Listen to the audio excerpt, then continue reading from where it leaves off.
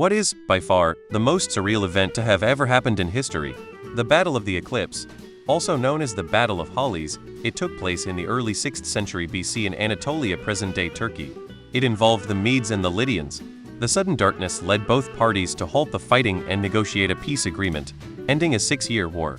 The Christmas truce of 1914, in which soldiers came across the battle lines to sing and play football against each other. Or, more precisely, the way soldiers on both sides went back to fighting when Christmas was over. The night the stars fell, 1833, a meteor shower so intense fell over the southern United States that people thought the world was ending. Slave owners reportedly repented at the feet of their slaves, begging forgiveness for enslaving them. And then the next day, I suppose, went right back to normal.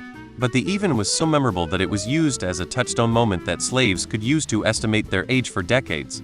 Up until the 1920, people could say, I must have been 8 years old the night the stars fell, and thus historians could approximate their birth year.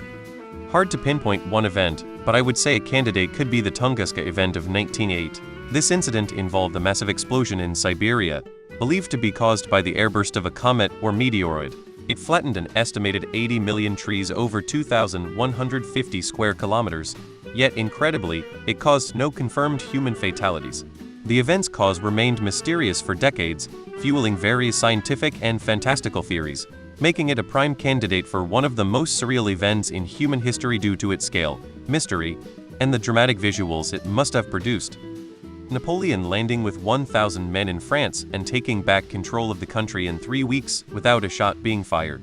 The dancing plague of 518 is up there. It's two things for me. The fact that there is more time between the first bronze weapons and the first steel weapons than there is between the first steel weapons and nuclear weapons, and that it took us thousands of years to figure out how to fly, but less than 100 more to put a man on the moon. The Great Molasses Flood in Boston in 1919. An enormous storage tank of molasses burst.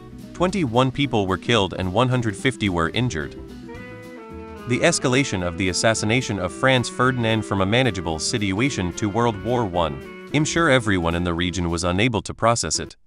We landed on the moon, that's pretty surreal to me. Four Seasons landscaping.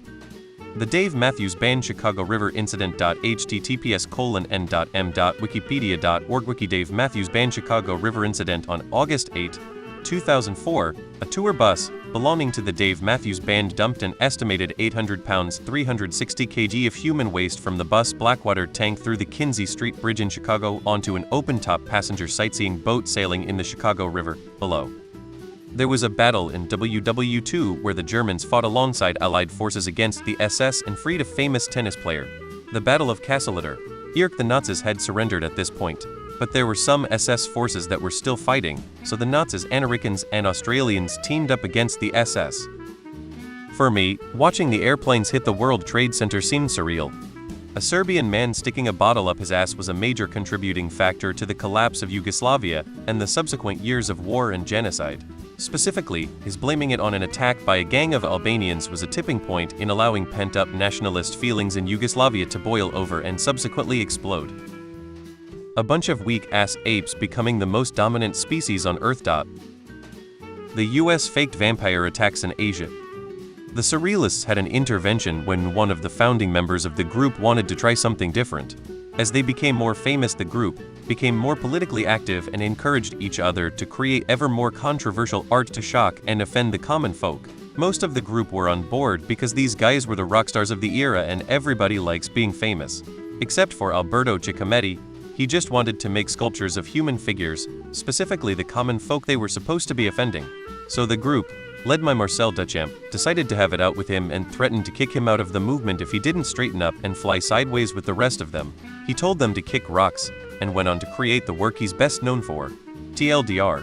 A group based on pushing the boundaries of what was considered acceptable art set boundaries for what was acceptable art for the group. The pace at which we as a human species have been able to harness technology after being hunters and gathering for some 100,000 years. We lived life as savages before modern machinery, toiling with the rocks and mud. The last 200 years or so have been the outlier. The fact that we're able to comprehend abstract things.